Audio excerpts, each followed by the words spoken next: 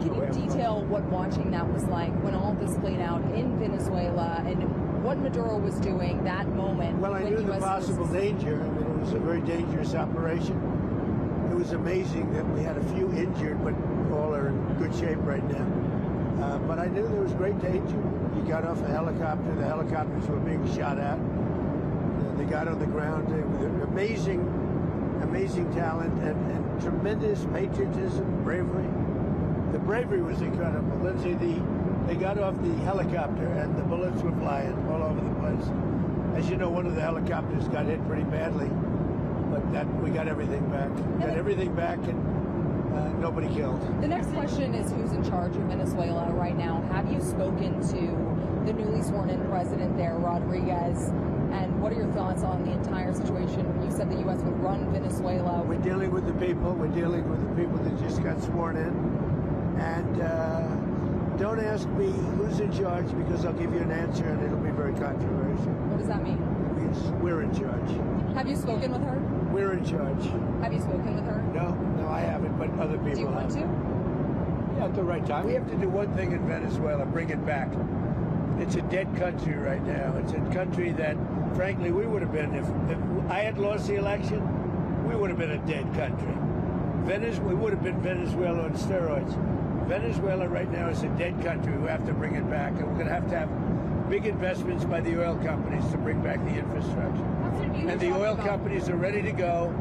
They're going to go in, they're going to rebuild the infrastructure. You know, the country is a mess. It's been horribly run. The oil is just flowing at a very low level, much lower than, even if it was badly run, it should have more income, more oil than what they're doing. So we're going to have the big oil companies go in, and they're going to fix the infrastructure, and they're going to invest money. We're not going to invest anything. We're going to just take care of the country. We're going to cherish the country. We're going to take care, more importantly, of the people, including Venezuelans that are living in our country that were forced to leave their country. And they're going to be taken very good care of. Yes, ma'am. So what is going to happen to those reserves? Well, we're going to run everything. We're going to run it, fix it. We'll have elections at the right time.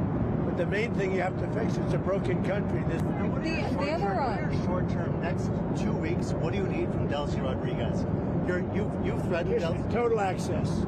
We need total access. We need access to the oil and to other things in their country that allow us to rebuild their country. What other things?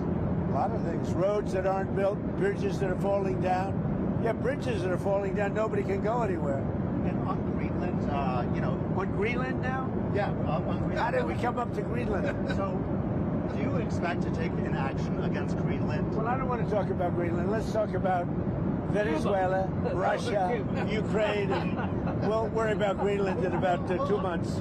Let's talk about Greenland in 20 days. On Venezuela, we talked so much about energy. By the way, I will say this about Greenland. We need Greenland from a national security situation. It's so strategic. Right now, Greenland is covered with Russian and Chinese ships all over the place. We need Greenland from the standpoint of national security.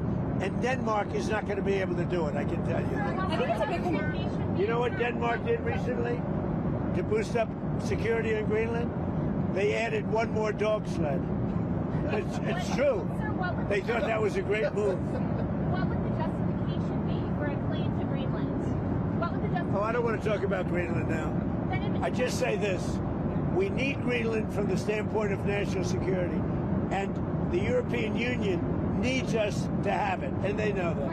I think there's some confusion from Americans and maybe the community in the world when it comes to what you said about Rodriguez earlier today in a phone interview. You said that she would face the same fate, if not worse, than Maduro. But it sounds like you're talking to her on the phone and wanting to work with her. My people are just the same thing. Are considering her in power. Can you just clarify where you stand on Delcy Rodriguez right now being in power? I don't have to tell you. I just say that she will face a situation probably worse than Maduro, because you know Maduro gave up immediately. So she could also he raised his hand, he gave up, and he did the right thing, but he gave up. So we were so effective, and it was so fast and violent. It was very violent. But we were so effective. He raised his hands. He gave up. What was the most violent moment during I don't want to tell you. There were some bad moments, but there were some very violent moments. I don't want to tell you. So you said that you were really very angry with the Ukrainian President Zelensky if he was the one who conducted that strike on Putin's residence. I don't believe that strike happened. Right. So Putin had said in that phone call to you that that strike happened. You came out and said that, and you believed Putin. There was some criticism. There is something that happened fairly nearby, but had nothing to do with this.